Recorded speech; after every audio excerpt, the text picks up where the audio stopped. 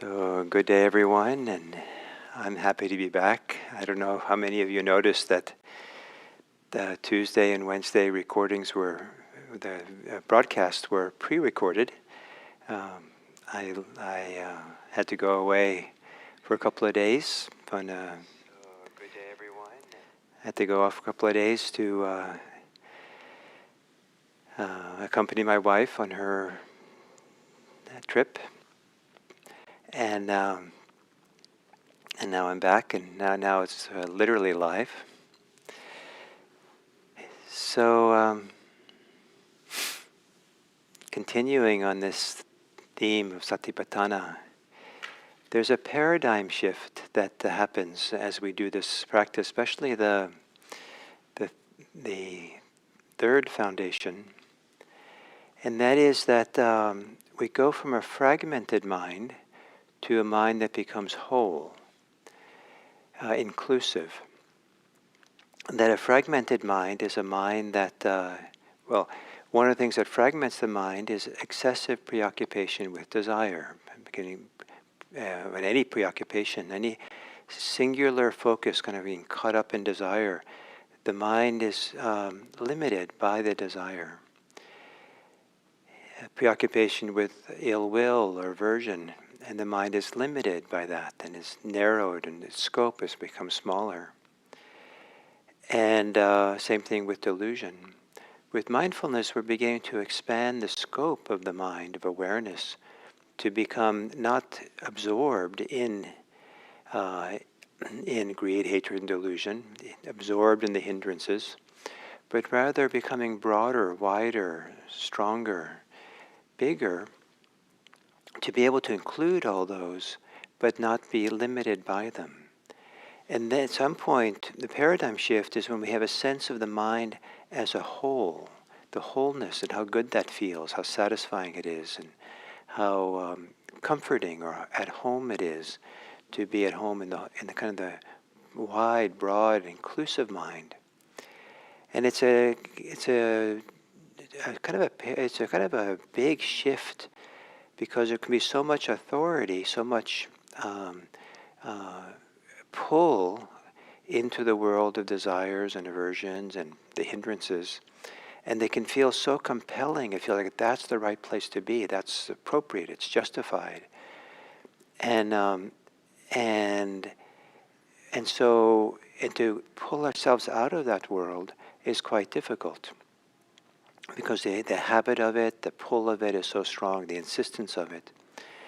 But as the Satipatthana deepens, we are able to no longer be limited or caught up in that limited world, start becoming aware of a shift to something that's more holistic, sometimes called the expanded mind or a big mind, and that can include everything in its scope. So, so we'll sit a little bit with this. So to assume a meditation posture, where the posture is the beginning of a shift away from the preoccupations of the mind to something broader, wider, more inclusive. Kind of like going from cooped up in a small little room, beginning to go outdoors, wide open. So the body can be beginning of that shift. Assuming an upright posture, sitting strong and present.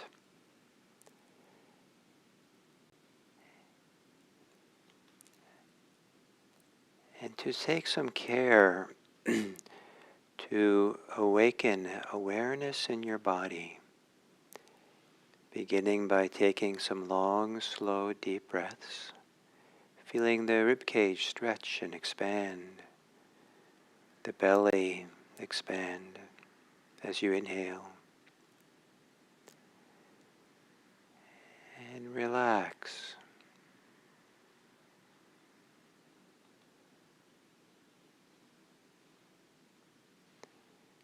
relaxing your body as you exhale.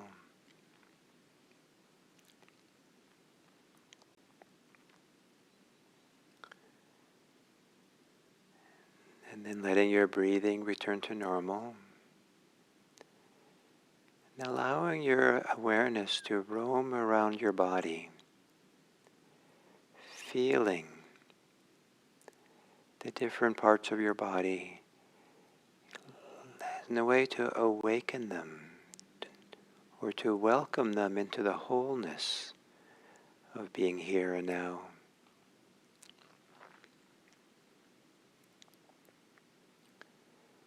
And perhaps as you exhale, to relax more in your body.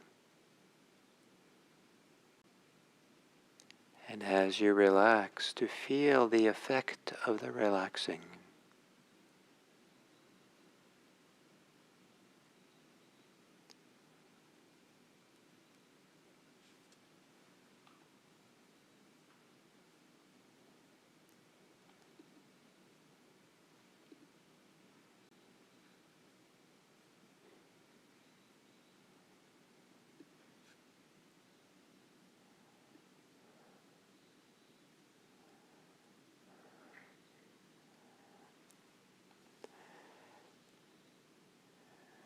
And then breathing normally and settling into the experience of breathing. Just enough that it highlights any ways in which you are being pulled into the worlds of thought.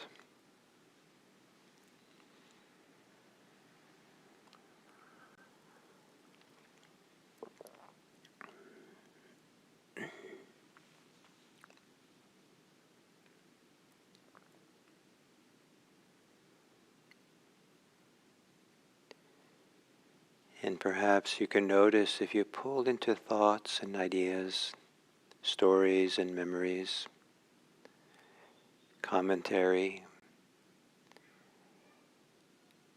that your attention might become limited by those concerns.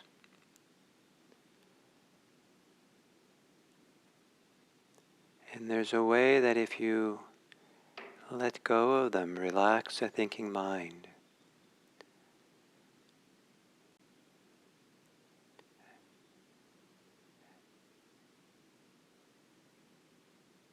you become aware of more than your preoccupation. Aware of your body,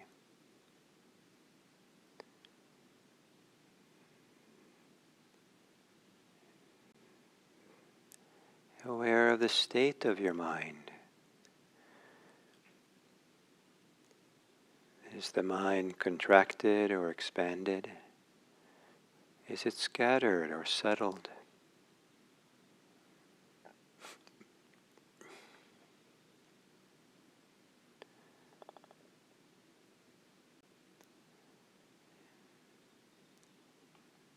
Is it possible to, is the mind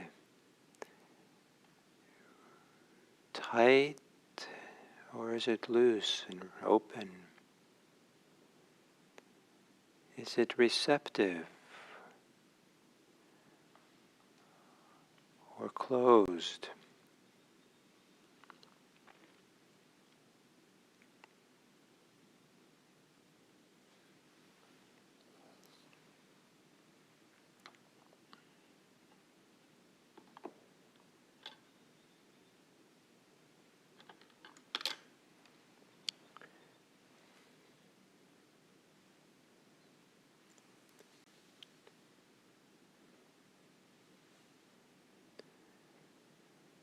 And settling into your breathing. Every exhale, relaxing the mind and letting go of your thoughts. Every exhale, relaxing. Every inhale, receiving the the experience of breathing.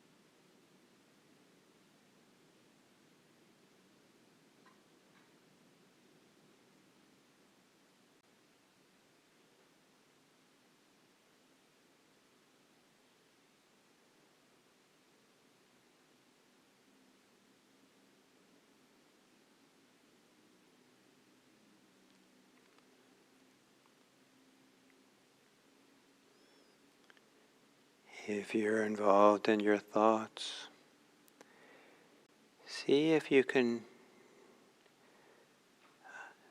realize and even feel maybe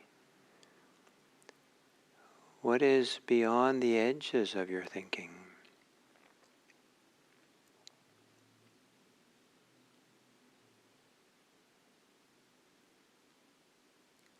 If your thinking has a lot of desire or aversion in it, the desire and aversion doesn't fill the universe. It's in you.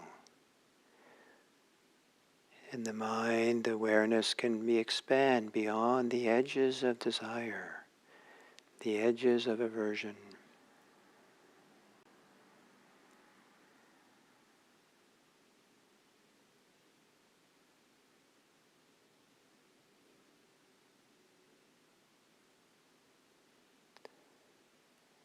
And as you breathe, let the breathing expand. Inhale, expand outward into this wider world. Massaging an awareness that's larger, more inclusive than any particular thing.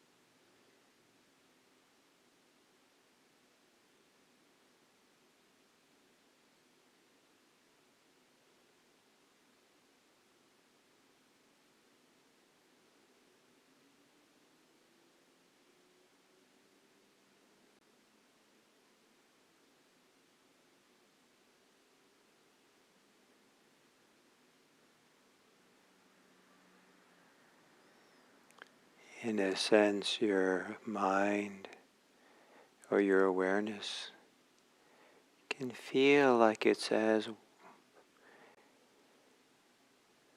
extends as far away as the furthest sound that you hear.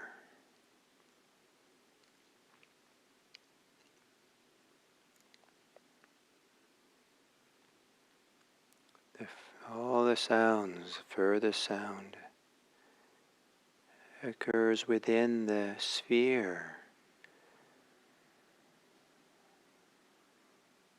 of perception.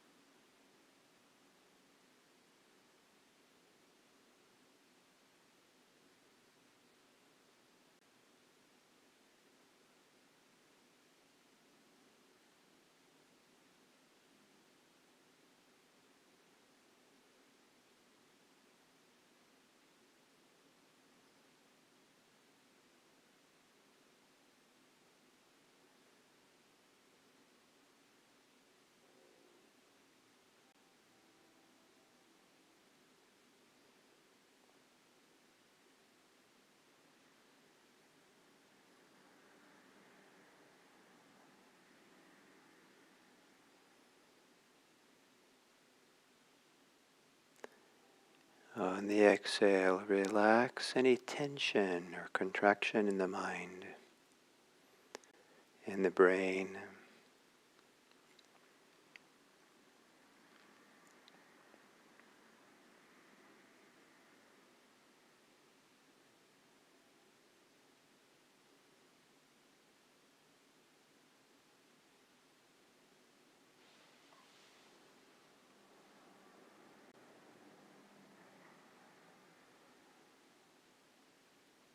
The mind becomes broad and still,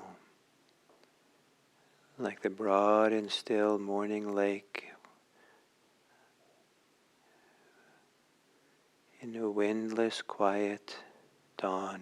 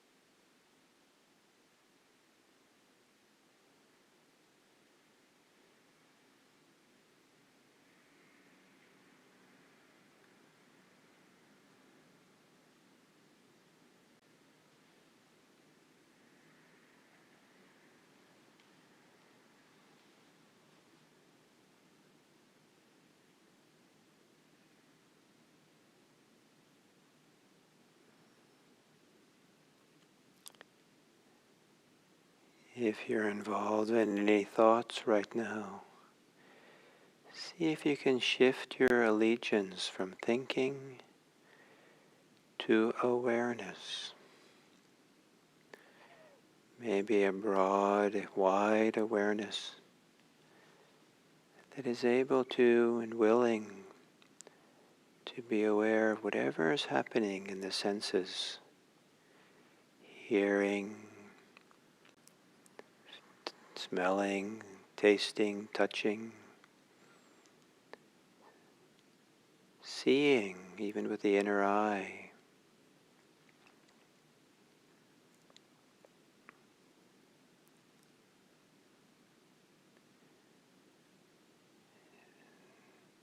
An awareness that's open and wide and receptive.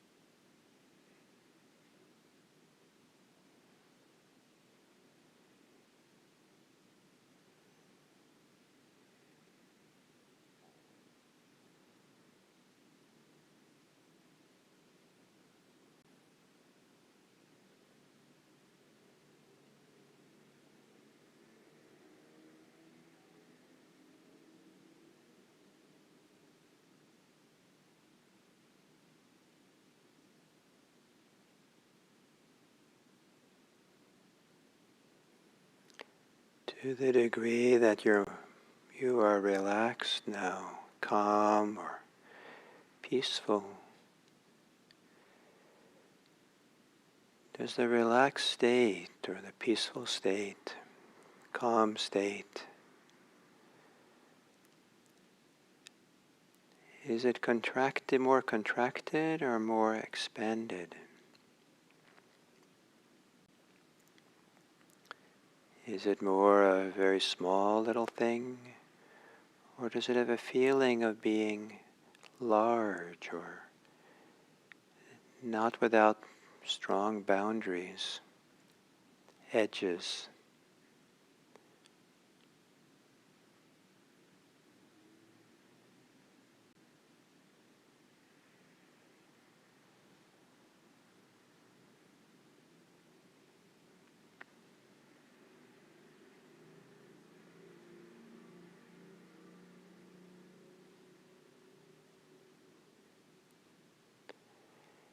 And if you're aware of some more expanded state of being,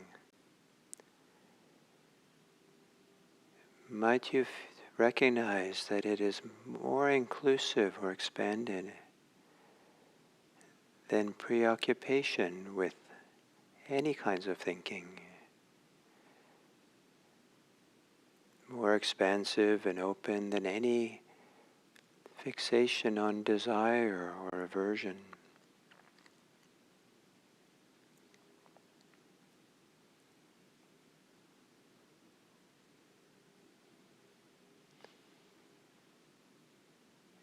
And that there's more room for all of who you are in relaxed, expanded awareness.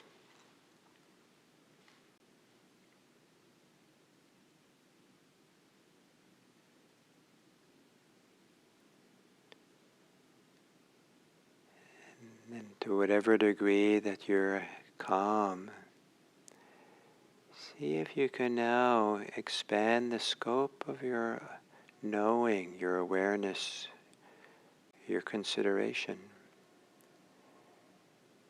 for the people in your lives, your life.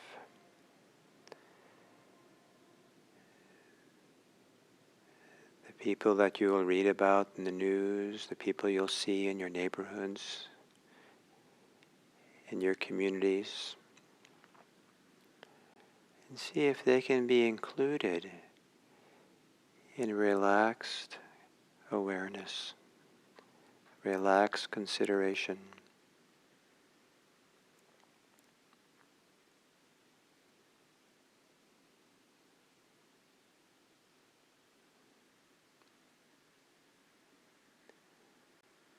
And in this open, relaxed state, to have thoughts of goodwill, well-wishing for others. Thoughts about how it would be quite wonderful if others could be happy and safe, peaceful and free. May all beings be happy. May all beings be safe. May all beings be peaceful. And may all beings be free. And to the degree to which we have an open, relaxed awareness, may we have that as the medium through which we contribute to the welfare and happiness of all beings. May all beings be happy.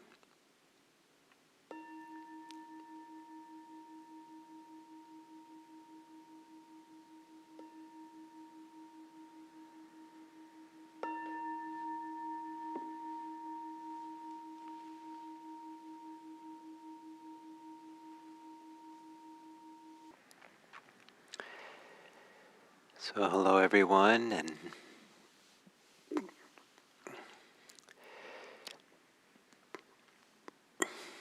so we're now continuing to talk about the third foundation of mindfulness. But I would like to point out that in the second, third, and fourth, each of them, as the description of the practice unfolds, there is a shift. And I like to think of each of these three as being progressive, or describing a little journey that meditator takes. And the second foundation, one begins by just becoming aware of the feeling tone of experience, pleasant, unpleasant, or neutral. As we settle in and become more familiar with it, more sensitive, we're able then to distinguish between those things which are pleasant of the flesh and those which are not of the flesh, that which is in the part of the sensual world of mind and body, and those which are more spiritual in nature. And so we're making a shift, this journey from one into the other as we deepen the practice. In the second foundation, and the third foundation, we begin by becoming aware of a mind that's accompanied with greed, hate, and delusion. And then there's a journey from that state of mind into what can be called more meditative or spiritual states of mind. And that's what the last four pairs of mind states are. But if this journey through from these mind states that are characterized by greed, hatred, and delusion have an intermediate, a kind of a stepping stone to it. And that is this the fourth one, fourth of the 8 pairs. The fourth one is that a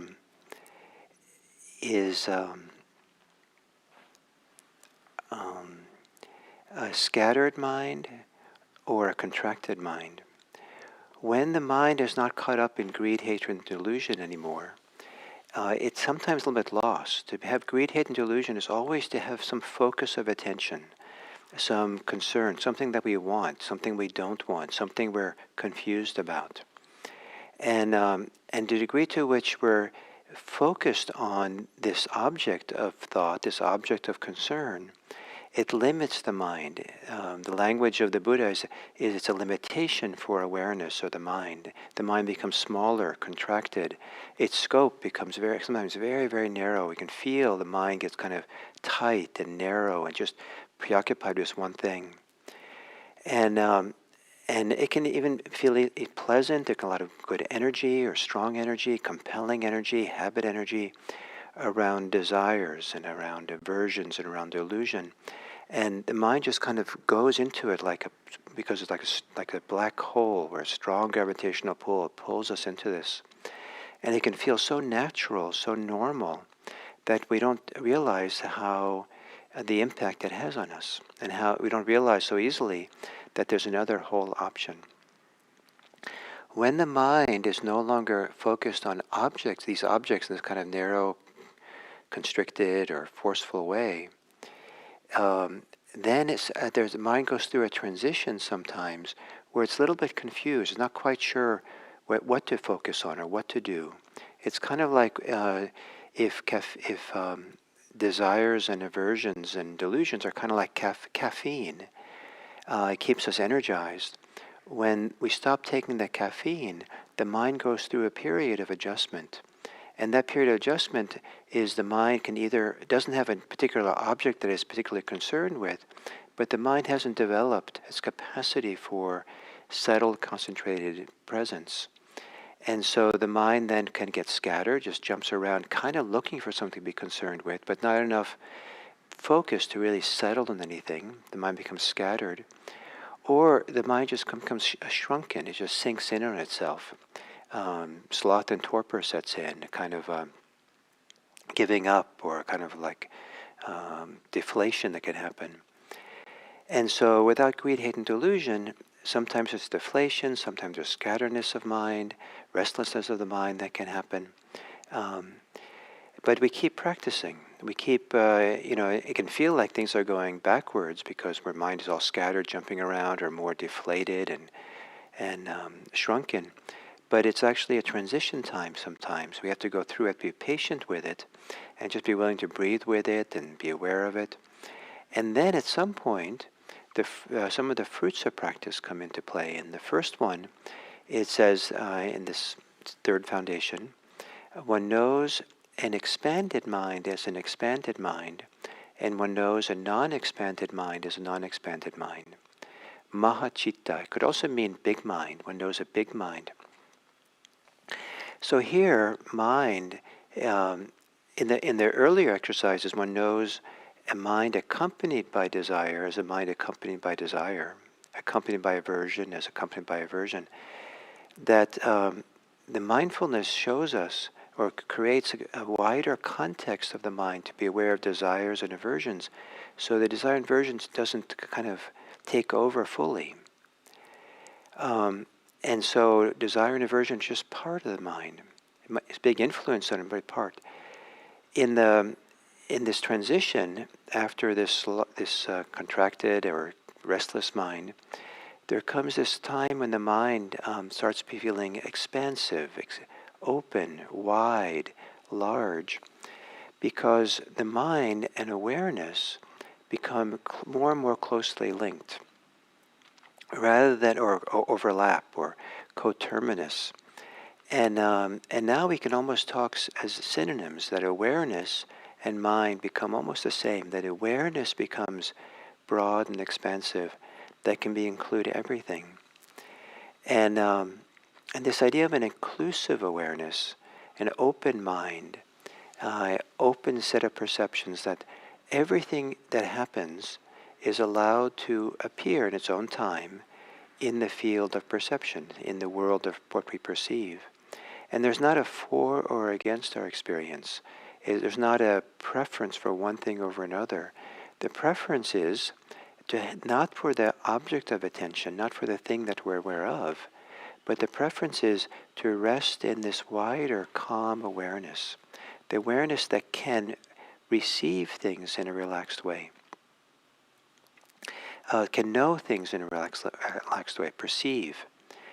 And so in the language of the Buddha, when we're too concerned with some purpose, then the mind is limited by that purpose. If we're not constricted by a purpose, or if the purpose, in a sense, is to just relax and open up, then the mind is not limited anymore. It's not bounded, it's not contracted, it's not tight and narrow, and it becomes broader and wider.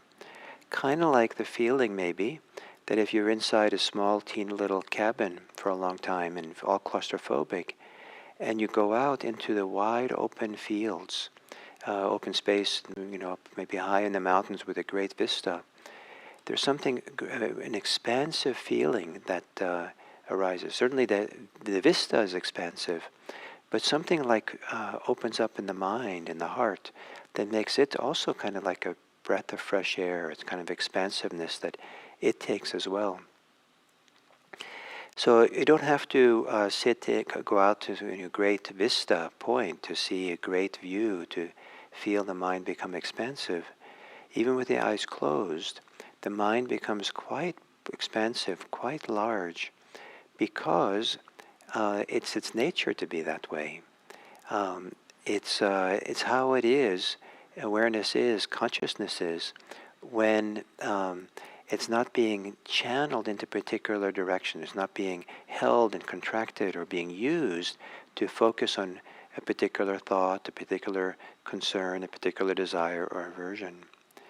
And so to be able to drop the limitations of the mind, the contractions of the mind, and that's why a calm meditative state, for many people, the mind begins to feel kind of expansive or large or peaceful, broad. And so here we begin this journey now into more spiritual states or Dharma states, whereas greed, hate, and delusion, those mind states, are not particularly dharmic. They're not dharmic at all. The awareness that can include everything and be broad enough is dharmic. And kind of paradoxically or ironically, it can also include the presence of greed, hate, and delusion. Nothing's outside. But the difference is that the mind is not contracted or focused on greed, hate, and delusion. It just knows it's there, but in this wide field. It's just one thing about many. We're not identified with it. We're not prioritizing it. We're not bothered by it, caught in its grip. And this idea of the mind that's not caught by anything, doesn't stop for anything, doesn't get involved with anything, entangled with anything, is the mind that's just able to allow things to arise and pass, to be there when they're there, but without being for or against. And that begins a feeling of a mind that's whole, a holistic mind. And this is one of the great delights and pleasures of meditation, starting to feel more and more whole, that we feel whole. Our whole sense of beingness feels more holistic, and we come into our wholeness rather than the contractedness or the narrowness of particular preoccupations and concerns. And how to make that transition from desire and aversion to this expansive state um, it really helps if we no longer are convinced, or not us, but maybe our mind, convinced that what's important is to pursue desires, what's important is to be involved in aversion, that, or even get to, what's important is to kind of be constantly preoccupied with our delusions, our thoughts, our confusions about things. All those, we can feel how that limits us. And to begin relaxing and softening and opening is until we feel like everything is included. All of who we are has a place. All of who we are has a respected place in awareness and consciousness. This is a game changer for people who do meditation. And over time, we begin realizing we're actually much better off in this peaceful state than in the desire state, in the wanting state or the aversive state.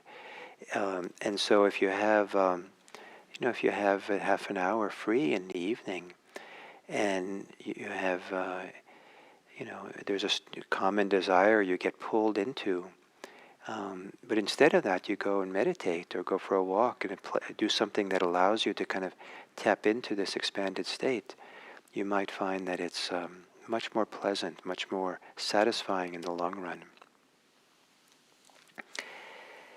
So we'll continue tomorrow on this third foundation, these Dharma states that open up in the last 4 exercises.